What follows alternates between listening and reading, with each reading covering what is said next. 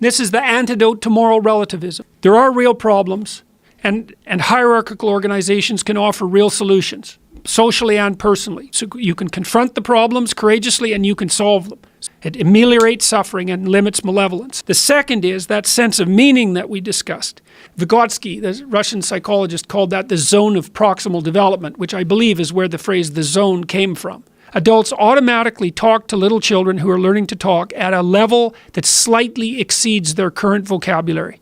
And so you can feel the operation of that zone in your own life. That's what the Taoists are on about, because they say, well, the Tao is the way, right? And that's the pathway between chaos and order. And you can feel that in your life when you're deeply engaged in something. Like, we have deeply engaging conversations. We're just having a conversation.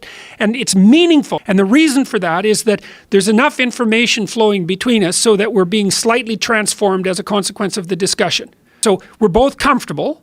We trust each other. We trust that the conversation is aimed at something that's of mutual benefit.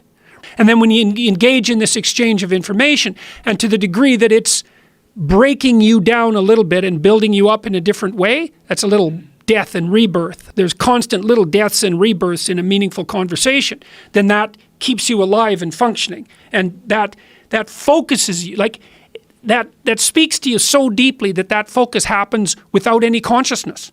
And that's meaning. And that's that line between chaos and order. And that's real.